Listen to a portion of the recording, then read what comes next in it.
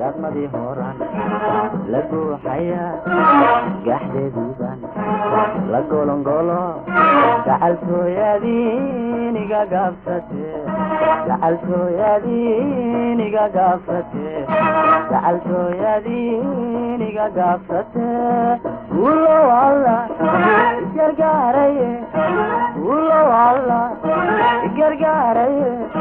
gabdhayo galab wanaagsan كلمين سوغانتا يانونتا uga gudbaynaa halkani waa idaacada aftahan video production oo ka hadasha dhinaca YouTube-ka isla markaana baahisa suugaan kala duwan barnaamijyo tayaysan iyo wararkii ugu dambeeyay siyaasadda Soomaaliya markana saacadu waxay abaaraysaa waqtigii aad dhageysan jirteen barnaamijkii arooriyaad ee subax wanaagsan anigoo Cabdullaahi Balwaan ayaa ka soo jeedinaya stuudiyaha idaacada aftahan video production ee YouTube-ka ka hadasha ee ku yaala magaalada Johannesburg ee dalka Koonfur Afrika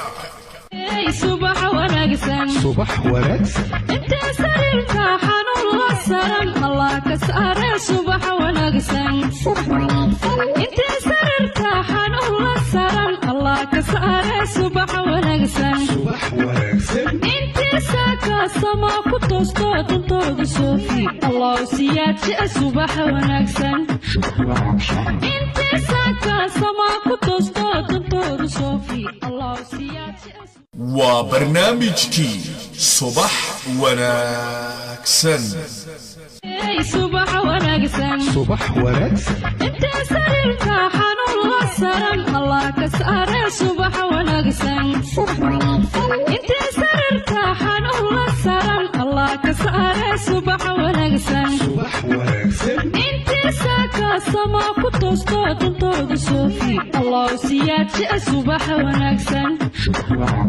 انت ساكا سما كتوستو تنتوض صوفي الله سياتي waxaa soo iftiintay qorraxdii arooriyado shaaca ka qaaday maalin cusub oo hor leh waxa wada dhaqaaqay dhammaan noolihii oo idil oo u kala dareeray kasab iyo tacliin waa la wada tilaabsaday isagoo qof walba uu maanka ku hayo waqtigu waa sida seefta ee inta uusan ku goyn adigu go'o صباح وناقصن انت سريرك حنون وصرن الله كسار صباح وناقصن انت سريرك حنون وصرن الله كسار صباح وناقصن انت ساكا سما كتوستو تنتوض صوفي الله سياتي صباح وناقصن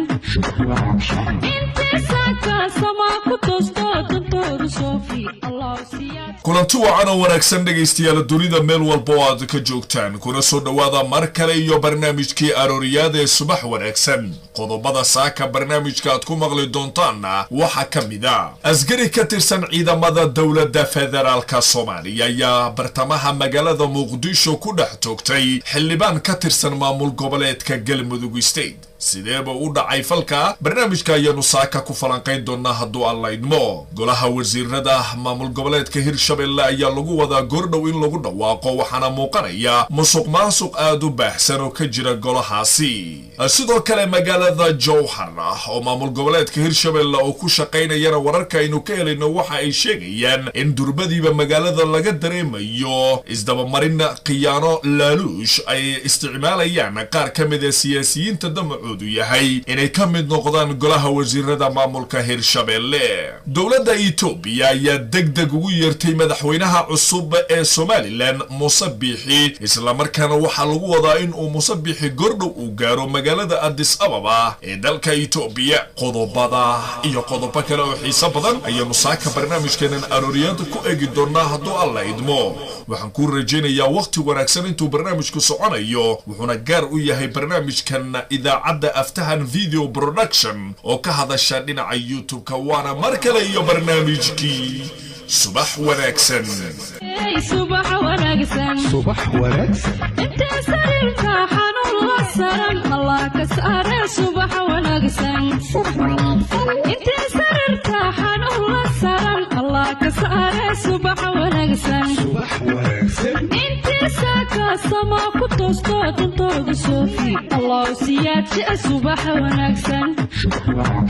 انت ساكا سما كتوستو تنتوض صوفي الله سياتي aan ku soo laabto barnaamijkii subax wanaagsan qodobo dhowr ah ayaa idinku soo maqan qodobada aad maqli doontaan oo aad goordhow ka dhageysan doontaan barnaamijkana waxaa ka mid ah askari ka tirsan ciidamada dowladda federaalka Soomaaliya ayaa bartamaha magaalada Muqdisho ku dhex toogtay xildhibaan ka tirsan maamul goboleedka Galmudug waxaad maqli doontaan xog dheeri ah oo ku saabsan falkaasi oo shalay ka dhacay magaalada Muqdisho iyo waxyaabaha kalifay inuu askarigaasi toogto balse marka hore dowladda Itoobiya ayaa si degdeg ah ugu yeertay madaxweynaha Somaliland Muuse Biixi oo ku soo baxay doorasho ka dhacday gudaha Somaliland waxa muuqanaya Itoobiya in ay durbadiiba doonayso heshiis hor leh iyo isfaham in Muuse Biixi uu kala saxiixdo geyiga Somaliland si ay Itoobiya falalka ay shalay ka waday qaybo ka mid ah deegaanada Somaliland ay sideeda ay u sii wadato haddaba Muuse Biixi ayaa lagu wadaa goordhow inuu gaaro magaalada caasimadda oo ah dalka Itoobiya ee Addis Ababa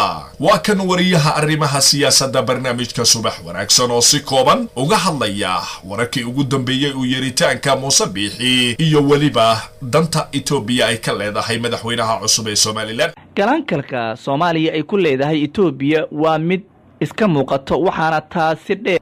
inay kor ka maamusho maamulada dalka ka hana qaaday kadib siyaad bare dawladdiisii waxaa siyaasiyiin iyo saraakiil hore oo ciidanka xoogga ka mid noqday ay Itoobiya ku eedeeyeen in Soomaaliya ay ku haysato gumaysi qarsoon loona baahan yahay in la iska dulqaado heeriyada dul saaran Soomaalida waqtigii Mele Zanaawi uu xukumayay Itoobiya waxay hadda ka daran tahay ama ka dhib badan tahay Itoobiya sida ay u isticmaalayso siyaasadda qabow oo aan la fahmi karin waxay ka damqanayso iyo waxay u baahan tahay intuba in madaxweynaha cusub ee Somaliland Muuse Biixi Cabdi looga yeeray magaalada Addis Ababa ee caasimadda dalka Itoobiya kuna darso oo Itoobiya iyo xisbiga muxaafadka kulmiye waa kuwa saaxiibo ah oo muddo fog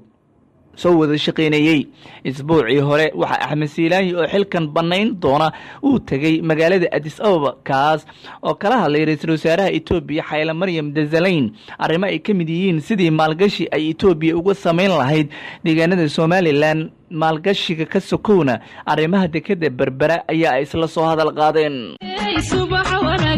subax wanaagsan inta sarirka xanuun la saran Allah ka saare subax wanaagsan markana magaalada Jowhar gordhow waxa lagu wadaa magaalada Jowhar in looga dhawaaqo qaar ka mid ah golaha wasiirada uu yeelanayo maamulka Hirshabelle warar kala duwan ayaa ka soo baxaya walow ay jiraan musuqmaasuq aad u baahsan oo magaalada Jowhar ka jira iyo qaar ka mid ah beelaha dega maamulka Hirshabelle oo ku qadsan markii loo eego qaabka loo qaybiyay golaha wasiirada iyagu kuma jiraan waxa kale oo muuqanaya in durbadiiba inta uunan ku dhawaaqin madaxweynaha Hirshabelle Mudane Waare in ay saxaafaduba helayso sida loo qaybiyay golaha wasiirada barnaamijka subax wanaagsan ayaa xog ku saabsan sida golaha wasiirada maamulka Hirshabelle loo qaybiyay u diyaariyay saaka iyo dhageystayaasha ku xiran barnaamijkan arooriyada subax wanaagsan in lagu dhawaaqi doono golaha wasiirada maamulka Hirshabelle saacadaha soo socda oo dad caan ah ay ka soo dhex muuqan doonaan golahaasi ila muhiim ayaa inoo xaqiijiyay in qamiista oo ku beegan 23 November lagu dhawaaqi doono golaha wakiilada ee maamulka Hirshabelle in siyaasiyiin uu ka mid yahay gudoomiye hore ee degmada Jowhar xil ka soo qabtay oo wasiir laga dhigi doono sidaas la mid wariyaal ayaa ka soo dhex muuqan doona golaha wasiirada oo agaasime ama wasiir midkood noqonaya madaxweynaha maamulka Hirshabelle Maxamed Cabdi Waare ayaa ugu dambeyn diyaariyay liiska oo ay dhiman tahay kaliya in lagu dhawaaqo golahaasi oo ka koobnaan doona 30 ilaa 40 inta u dhaxaysa wasiiro ka kooban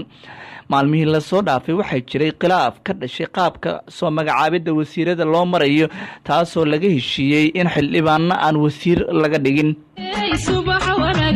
subax wanaagsan inta sarirka xanuun la saran Allah ka saare subax wanaagsan wali waxaynu ku guda jirnaa wararkii magaalada Jowhar warar kalena waxay sheegayaan in magaalada Jowhar laga dareemayo isdabamarin iyo qiyaano ay wadaan qaar ka mid ah mas'uuliyiinta damacoodu yahay inay ka soo dhex muuqdaan maamulka Hirshabelle waliba barnaamijku il gaar ah ayuu ku hayay maalmihii ugu dambeeyay warbixin kooban oo ku saabsan isdabamarinta iyo waliba damaca qaar ka mid ah siyaasiyiinta ay ka leeyihiin iyagoo isticmaalaya lacagtooda ayaanu mar kale eegaynaa dowlad goboleedka Hirshabelle ayaa raba inuu sameeyo golo wasiiro oo hadda muran uu ka jiro qaabka loo soo magacaabayo waxaana la helay xogo aan la ogeyn sida ay ku rumoobi doonaan qorshaha la dejiyay beela ahaan Abgaal iyo Xawaale ayaa tartanka dagaalka siyaasadda ee deegaanada maamulkaasi dowladiskeeda uu soo bandhigi doona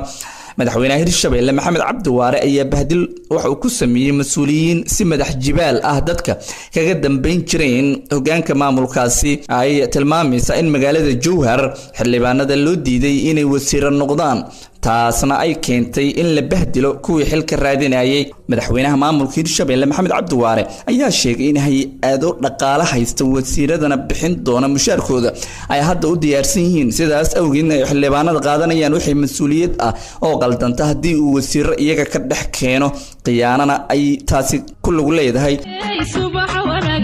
subax wanaagsan inta sariirka xanuun la saran Allah ka saare subax wanaagsan wali waxaad dhageysanaysaan barnaamijkii arooriyaad ee subax wanaagsan gordhow waxaa lagu wadaa magaalada Muqdisho inuu soo gaaro gudoomiyaha baarlamaanka Djibouti waxaana uu helinaya qaar kamid ah golihiisa baarlamaanka waxaa lagu wadaa inuu maanta garoonka diyaaradaha magaalada Muqdisho aadan cadda airport uu ka soo dego hogaamiyaha baarlamaanka Djibouti gudoomiyaha baarlamaanka ayaa safarkiisa waxa ku heli doona qaar kamid ah mas'uuliyiin ka socda dawladda Djibouti gudoomiyaha iyo mas'uuliyiinta ayaa lagu wadaa gordhow markii ay soo gaaraan magaalada Muqdisho inay ku nagaan doonaan caasimada iyagoo ka qayb qaadan doona kulanka baarlamaanka dawladda federaalka Soomaaliya oo ku beegan maalinta Sabtiga wuxuuna khudbad ka jeedi doona kulankaasi gudoomiyaha baarlamaanka Djibouti gudoomiyaha baarlamaanka Djibouti iyo xildhibaanadiisa ayaa sidoo kale lagu wadaa in magaalada Muqdisho ay kulamo la qaataan qaar kamid ah mas'uuliyiinta dawladda Soomaaliya Maxamed Sheekh Cusmaan Jawaari gudoomiyaha golaha shacabka baarlamaanka federaalka Soomaaliya ayaa sheegay in dhigiisa Djibouti oo khudbad ka jeedin doono maalinta Sabtiga kulan aan caadi ahayn ay isugu imaan doonaan baarlamaanka dawladda federaalka Soomaaliya iyo wafdigaasi Djibouti ka socda sidoo kale gudoomiyaha baarlamaanka Soomaaliya Mudane Jawaari ayaa xildhibaanada ku wargeliyay inay kulanka Sabtida ay soo xaadiraan maadaama uu halka ka jeedi doono khudbad gudoomiyaha baarlamaanka Djibouti dhanka kale Jawaari ayaa sheegay in imaatinka gudoomiyaha baarlamaanka Djibouti magaalada Muqdisho oo muujinayo sida ay isugu xiran yihiin baarlamaanka Soomaaliya iyo Djibouti subax wanaagsan inta sariirka xanuun la saran Allah ka saare subax wanaagsan wali waxaad dhageysanaysaan barnaamijkii arooriyaad ee subax wanaagsan qaybihii dambe ayaanu soo gaarnay shalay magaalada Muqdisho xarunta wadanka Soomaaliya waxaa ka dhacay fal aad u naxdin badan isla markaana kamid ah dhacdooyinka ay geysanayaan askarta ka tirsan dawladda federaalka Soomaaliya haddaba asgari ka tirsan ciidamada dawladda federaalka Soomaaliya ayaa shalay magaalada Muqdisho wuxuu ku dhex toogtay Allah u naxariistay Maxamed Cabdi Guuleed oo kamid ahaa baarlamaanka Galmudug State haddaba sidee buu u dhacay falkaasi xildhibaanka ka tirsan maamulka Galmudug State ayaa shalay waxa uu kamid noqday xildhibaanada lagu dilay magaalada Muqdisho wuxuuna ahaa xildhibaankii ugu dambeeyay taariikhda mas'uuliyiinta maamul goboleedyada iyo dawladda federaalka Soomaaliya oo had iyo jeerba dhibaatadu ay ku gaadho magaalada Muqdisho ayuu kii ugu dambeeyay u ahaa falka sidoo u dhacay ayuu sawir guud ka siinaynaa dhageystayaasha ku xiran barnaamijka subax wanaagsan askarigan toogashada geystay wuxuu wardiyo u ahaa mid kamid ah xildhibaanada dawladda federaalka Soomaaliya gaari ay wada saarnaayeen qaybta dambe sida lagu yaqaano ilaaliyaasha mas'uuliyiinta waxay saaran yihiin gaariga qaybtiisa dambe isla markiiba gaariga oo maraya bartamaha magaalada ayaa marxuumkan geeriyooday gaariga uu saarnaa wuxuu qaybta dambe uga dhacay gaarigaasi askariga toogashada geystay uu saarnaa isla markiiba askarigii waxa uu qaatay in gaarigaasi uu yahay gaari ay wataan argagixisada had iyo jeer magaalada Muqdisho ku dhibaateeya shacabka Soomaaliyeed iyo mas'uuliyiinta dawladda Soomaaliya isla markiiba bistoolad ayuu la baxay risaas ayuu huwiyay halkaana waxa ku geeriyooday Maxamed Cabdi Guuleed oo dhaawaciisu marka hore uu halis ahaa laakiin daqiiqada gudaheed naftu ay deysay haddaba askarigii gacanta ayaa lagu dhigay markii la baaray kiiskiisana waxaa soo baxday inuu asgarigu ka naxay gaarigan gadaal uga dhacay gaariga uu saarnaa isaga oo ka baqdin qabay gaarigaas inay argagixisadu ay leeyihiin waa ay ku wanaagsanayd sida ay sheegayaan qaar kamid ah mas'uuliyiinta dawladda Soomaaliya asgarigu inuu hubsiimo sameeyo hase yeeshee magaalada Muqdisho ayaa had iyo jeer waxa ka dhaca falal argagixiso taasoo asgariga u diidaysa inuu jaanis aba yaraatee uu helo durbadiina waxaa muuqanaya in ciidamada dawladda federaalka Soomaaliya iyo garsoor garsoorkuba ay ku mashquulsan yihiin askarigaasi in tilaabo sharciya laga qaado. subax wanaagsan inta sariirta xanuun la saran allah ka saare subax wanaagsan inta sariirta xanuun la saran allah ka saare subax wanaagsan inta saaka sama ku toosto duntooda soofi allah siyaad subax wanaagsan inta saaka sama ku toosto duntooda soofi allah siyaad intaa ayaan kusoo gabagabeynayaa barnaamijkii subax wanaagsan oo aad qodobo kala duwan aad ku maqasheen. intaynu barnaamijka lamida ku kulmi doono waa cabdilaahi balwaan oo idinku dhaafaya sidaas iyo subax wanaagsan. subax wanaagsan inta sariirta xanuun la saran allah ka saare subax wanaagsan inta sariirta xanuun la saran allah ka saare subax wanaagsan inta saaka sama ku toosto duntooda soofi allah siyaad subax wanaagsan inta saaka sama ku toosto duntooda soofi allah siyaad